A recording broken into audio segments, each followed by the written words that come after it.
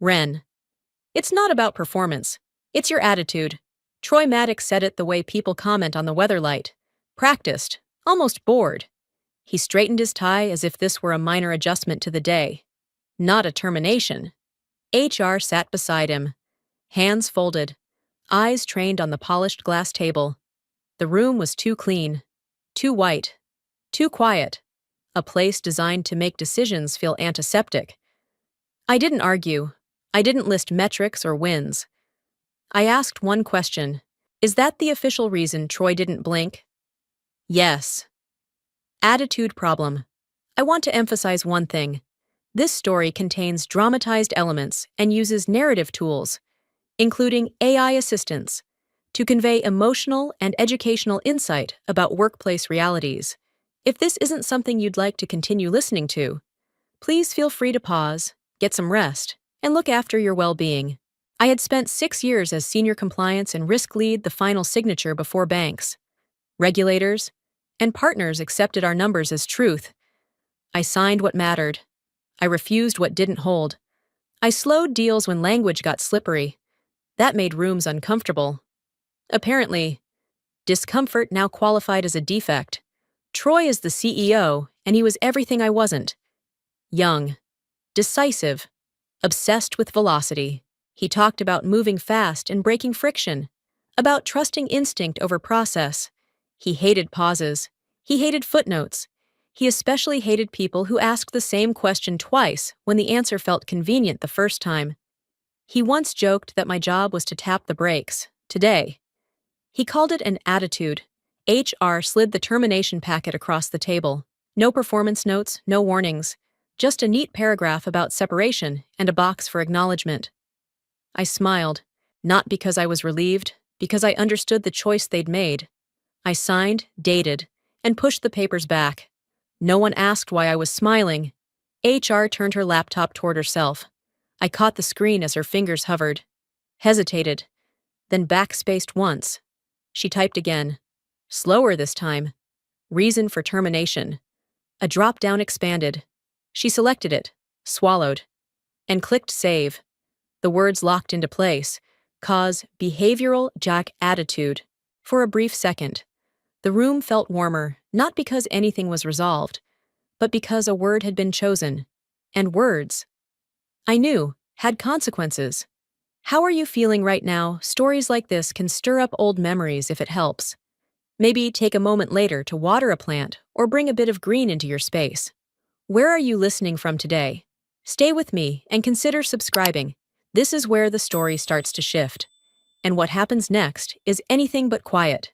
They started calling it minor adjustments, as if changing numbers softened the truth. I remembered the first time I refused to sign.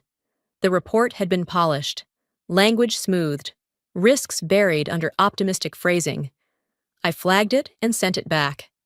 Legal backed me. The room went quiet. No one thanked me. No one ever did. It happened again. And again. Each time. The edits got lighter, the pressure heavier. Everyone else is aligned, Troy said once. Tapping the table like speed alone could erase consequences. I looked up from the document and answered calmly. Alignment isn't accuracy.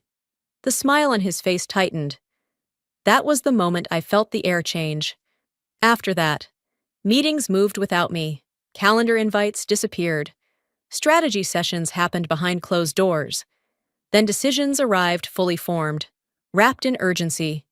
Emails stopped copying me when I asked why. Someone joked that I was probably happier not being slowed down by process. The joke landed. I didn't laugh. Word traveled fast in the office. Difficult, rigid, not a team player. People avoided eye contact in hallways. Desks around mine emptied faster than usual. No one wanted to be seen standing next to an attitude problem. I watched it happen in real time. The quiet distancing, the polite smiles that ended conversations early. Troy thrived in momentum. He spoke in verb ship, scale, accelerate, compliance. To him, was a brake pedal pressed by people who didn't understand vision. He wanted speed without drag, certainty without questions. I wanted signatures that would still hold up when the spotlight shifted from growth to scrutiny. Those goals stopped overlapping. One afternoon, after being excluded from yet another leadership call, I searched my inbox. Buried months back was an email from legal, sent during a training cycle no one took seriously. It outlined protections for compliance staff, terminated under behavioral or performance labels after raising documented concerns. Whistleblower-adjacent language. Carefully worded, easy to forget. I reread it slowly, not with hope, with recognition. This wasn't personal, it was structural. My refusals hadn't just annoyed Troy, they had created records he couldn't delete by calling them attitude. As I closed the email, the frustration tightened in my chest. Sharper now. They hadn't just sidelined me, they had misnamed the reason, and misnaming things has a way of turning irritation into consequence. At the time, they didn't realize what would trigger. I packed my desk early, before the office filled with noise and speculation. There was no announcement, no farewell email, no lingering explanation. I moved slowly, deliberately, folding each item as if routine could keep the moment contained. HR stood a few feet away, pretending to review a checklist while watching everything I touched. Every click of a drawer sounded louder than it should have. Around me, people stayed busy, screens glowed, headsets went on, conversations shifted away the moment I stepped closer. No one wanted to be the person caught talking to someone labeled an attitude problem on their last morning.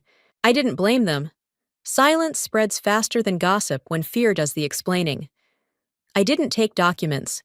I didn't forward files or save copies. Everything I needed was already stored somewhere harder to reach. Years of meetings, revisions, refusals, and warnings lived in memory, not folders. That was enough. I placed my badge on the desk, slid my notebook into the trash, and zipped my bag. HR finally cleared her throat and said, "Take your time." The words sounded rehearsed, like something required by policy rather than empathy. I nodded without looking up. There was nothing left to discuss. When I stepped into the hallway, I felt eyes following me, then retreating. Troy stood near the glass wall of his office, arms crossed, watching with a satisfaction he didn't bother hiding. As I passed, he said quietly, "Clean break." It wasn't a reassurance, it was a verdict. I kept walking. The elevator ride down was short and uneventful. No dramatic pause, no rush of relief, just the hum of cables and the reflection of someone who looked calmer than she felt. By the time the doors opened, the building had already moved on, outside. I paused to adjust my bag. My phone vibrated once, then again.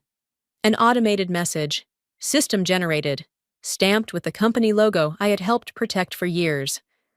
I opened it without urgency. Your termination reason has been logged and distributed to legal and compliance oversight. I read it twice, not because it was unclear, but because it was precise. Distributed, logged, oversight. Words with weight. Words that didn't care about tone or intent. They only cared about classification.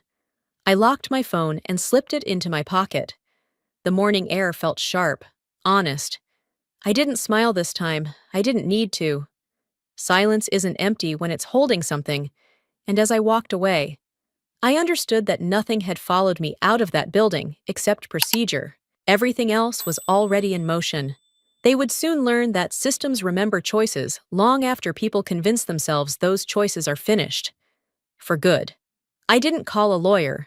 I didn't file a complaint. I didn't write the long email people expect when they think someone has been wronged.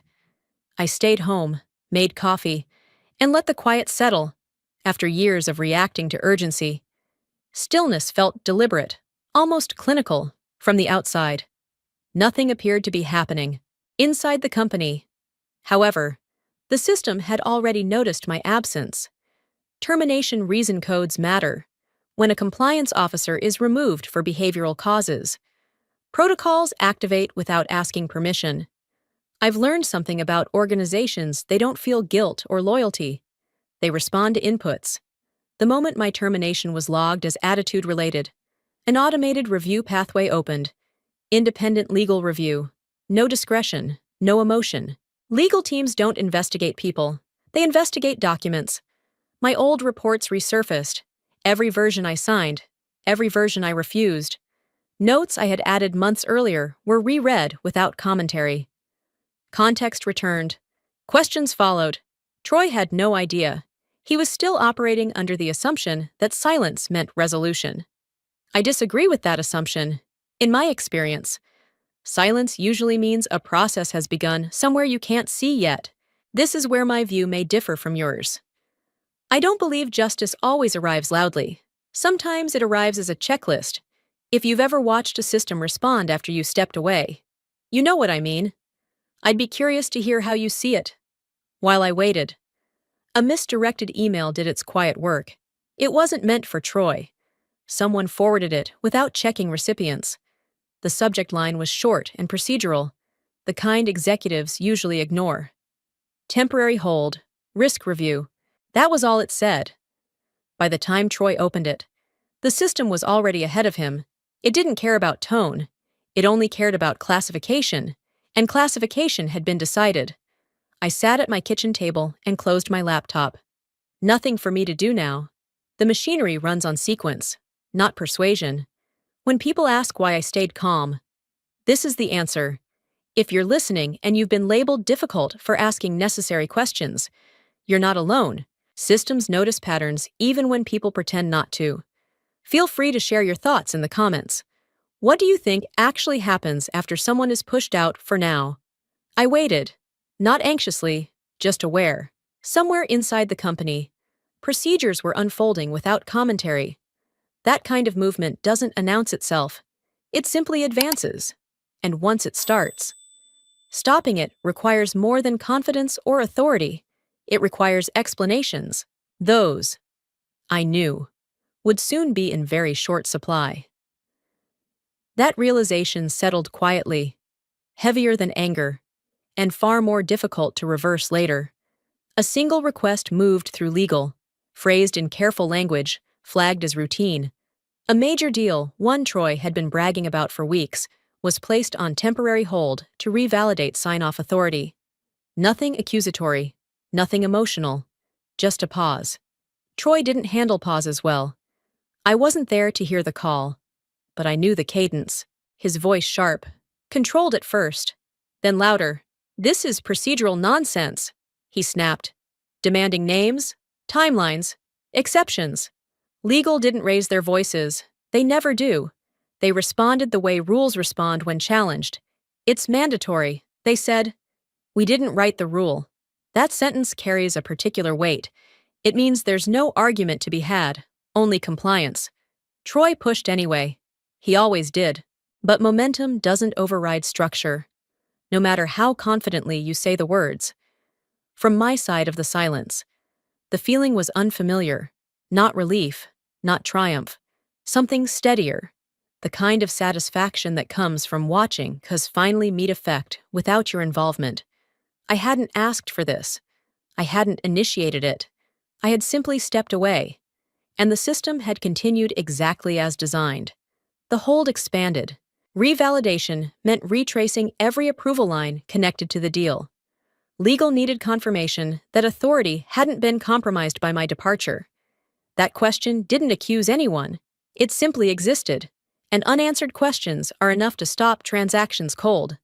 Troy tried to reroute approvals, temporary substitutes, emergency sign-offs. Each workaround created more questions than it solved. Every solution introduced another review layer. The machinery slowed further. Then the bank called. They didn't sound angry, just curious. Curiosity can be more dangerous than outrage. "Why was your compliance lead terminated for attitude?" the banker asked. Casually, as if discussing weather patterns. The question didn't require explanation. It required context. That was the moment I imagined Troy pausing, the smile fading, the realization setting in that this wasn't internal anymore. Once outside, institutions start asking why. Answers matter, tone matters, records matter. I sat back and let the quiet stretch. This wasn't revenge. It was alignment, real alignment between policy and outcome. Watching it unfold felt unsettling and satisfying at the same time, not because someone was struggling, but because integrity was finally louder than confidence. If you've ever been told to move aside so things could move faster, you understand this feeling. Speed creates visibility. Structure creates consequence. The freeze wasn't permanent, not yet. But it was enough. Enough to change the temperature in every room Troy walked into. Enough to remind everyone that authority doesn't vanish cleanly when you mislabel its removal. The system hadn't chosen sides. It had simply stopped moving. Panic doesn't announce itself with shouting at first. It arrives as correction attempts. Troy tried to fix the problem the way he fixed most things, by rephrasing it. He called HR and told them to amend the termination record. "Just clean up the wording," he said. "Make it performance-based." HR didn't argue. She just shook her head. "It's already logged," she replied. "Once it's recorded and distributed, we can't revise the cause." That was the first crack. Meetings multiplied, calls overlapped, departments started protecting their own timelines. Finance blamed legal for slowing momentum. Legal blamed operations for bypassing review steps. Operations blamed compliance for being too rigid, an irony not lost on me. Everyone wanted distance from the decision now that it had weight. Troy pushed harder. "We don't have time for academic reviews." He snapped during one call I later heard about. Legal responded evenly. "This isn't academic. We're seeing a pattern of override." That phrase landed heavily. Pattern meant repetition. Override meant intent. Together, they justified expansion. The review widened. What began as a sign-off verification became a retrospective. Legal pulled older files, tracing approval paths like fault lines. Where authority had been rerouted, they followed. Where objections had been bypassed, they marked it. My absence didn't stall the process. It clarified it. I imagined Troy pacing his office, jacket off, voice tight. "This is getting out of hand," he said. Someone answered. "Only if there's something to hide." That comment didn't come from legal. It came from someone tired of carrying risk they didn't create. Blame spread because fear always does.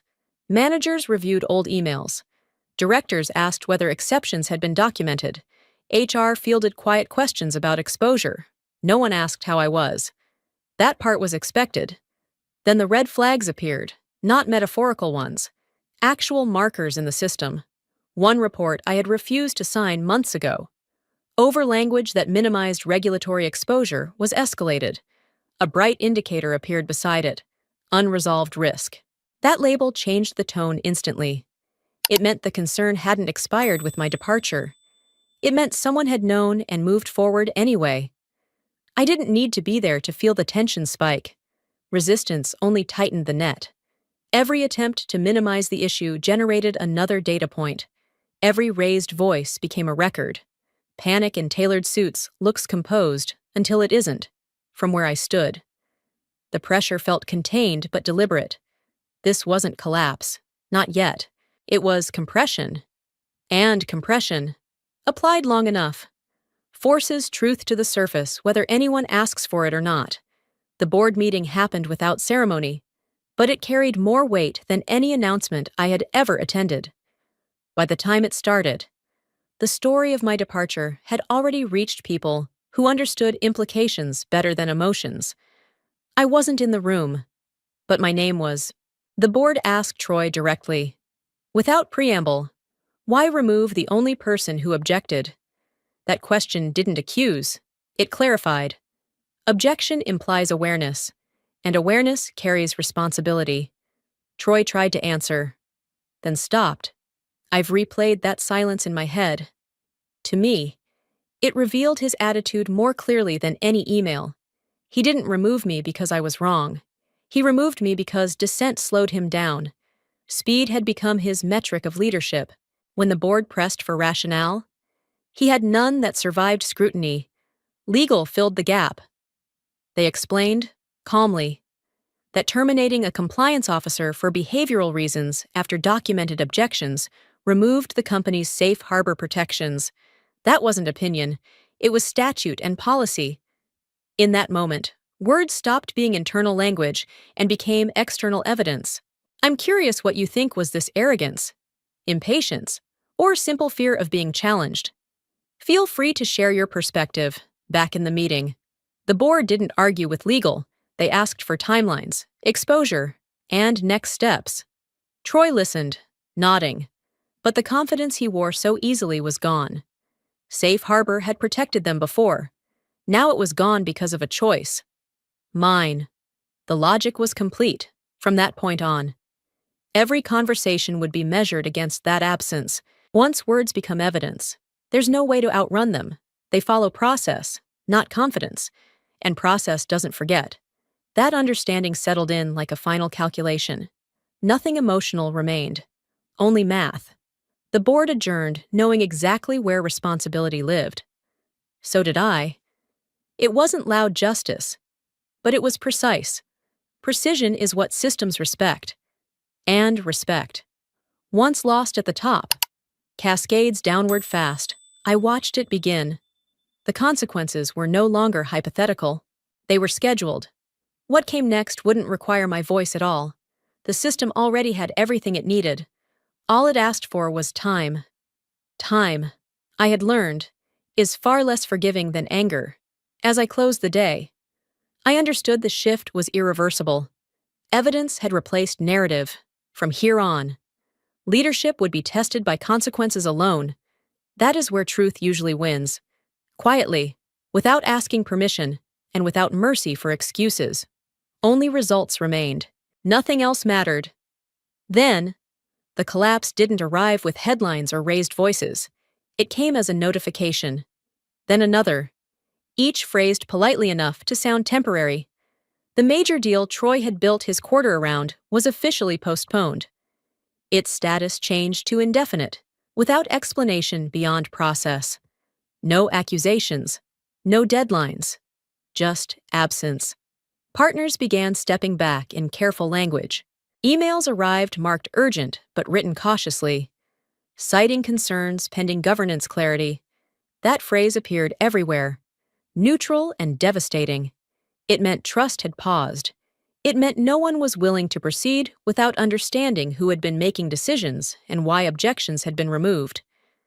Inside the company, momentum stalled, meetings shortened, slides were revised, projections softened.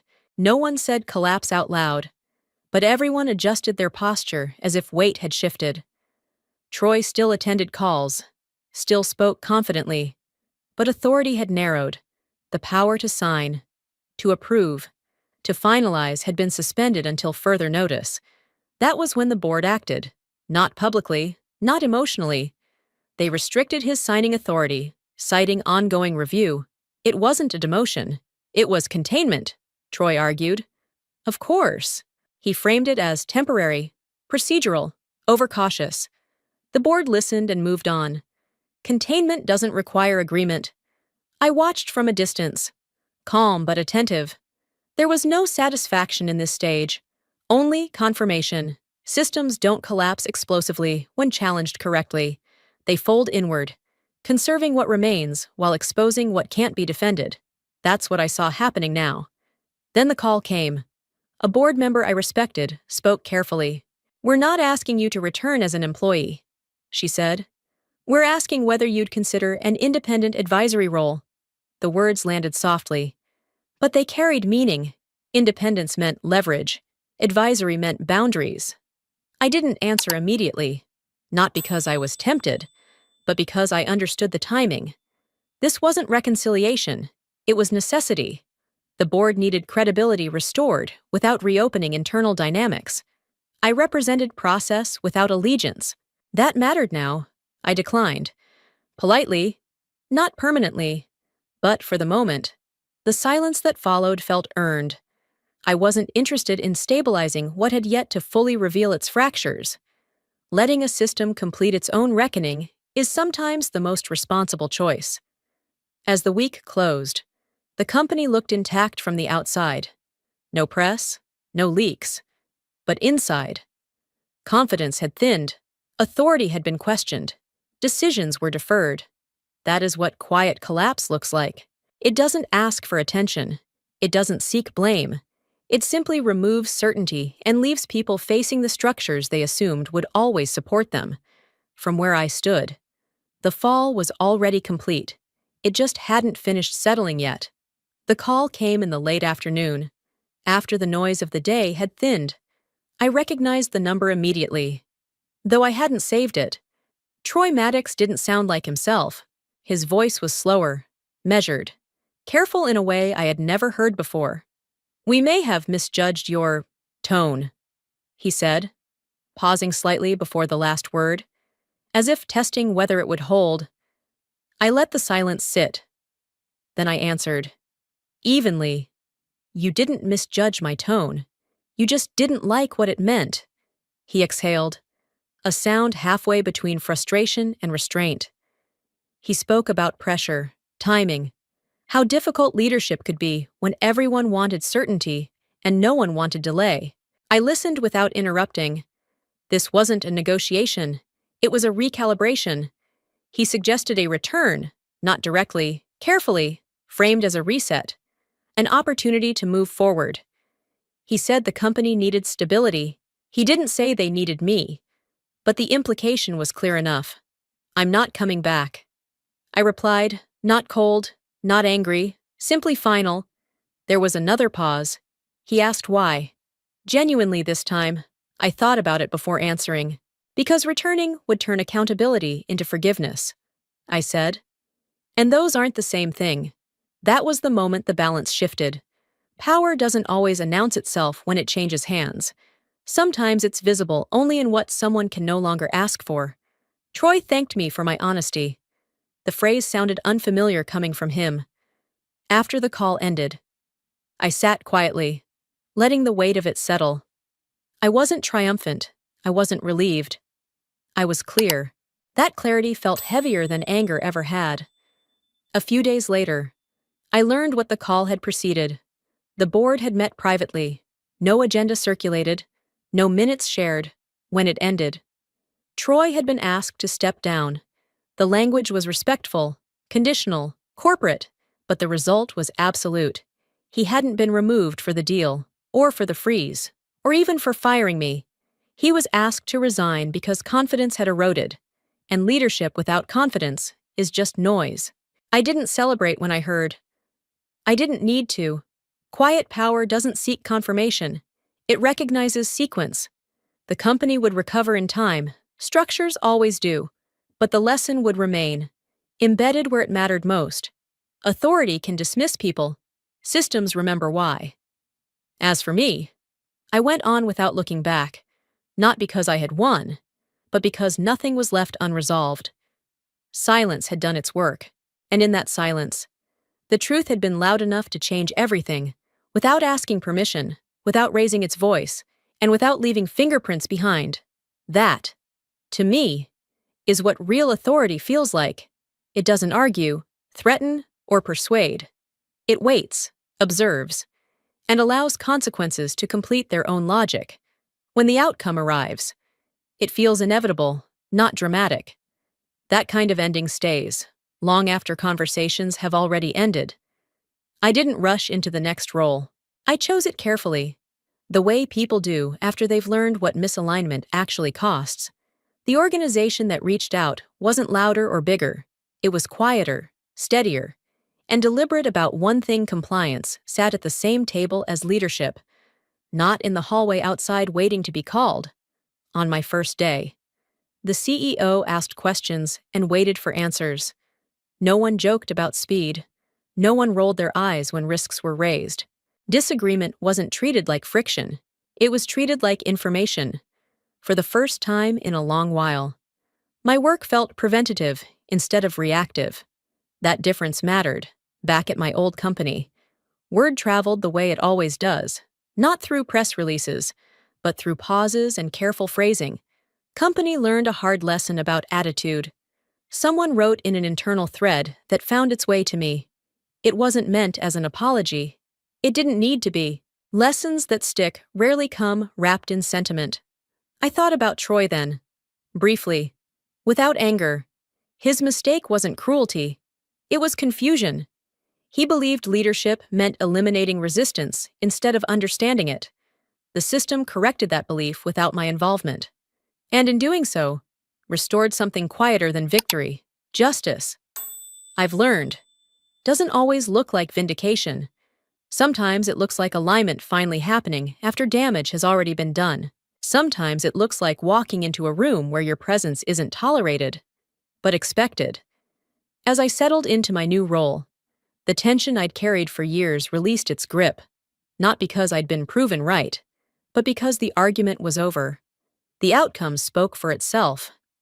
Apparently, attitude only becomes a problem when it tells the truth, and that truth finally had a place there. I want to sit with you in this moment. This story isn't really about a firing, or a CEO, or even a system doing what systems do. It's about that quiet pressure many of us carry, the feeling of knowing something is wrong, saying it anyway, and being labeled difficult for refusing to stay comfortable. If you've ever felt that tightening in your chest during a meeting, wondering whether honesty would cost you, then you already know this story from the inside. What stayed with me most wasn't the collapse. It was the calm that came afterward. The realization that integrity doesn't always protect you immediately, but it does protect something: your sense of self, your sleep at night, the way you walk into the next room without shrinking. There's a human cost to staying silent, and we don't talk about that enough. Sometimes the bravest thing isn't fighting back loudly, but holding your ground quietly and letting time finish the sentence for you. I'm curious, did you stay with me until the end of this story? If you did, thank you. Truly, these moments only work when they're shared. And while we're here, where are you listening from right now? A kitchen table, a car, a late shift, a quiet corner of the day, if this story resonated. I'd love to hear what part stayed with you most. Your perspective matters here. Feel free to leave a comment, share this with someone who might need it. And if you'd like to hear more stories like this, stories about dignity, consequence, and quiet justice, consider liking the video and subscribing. We'll keep walking through these moments together, one honest story at a time,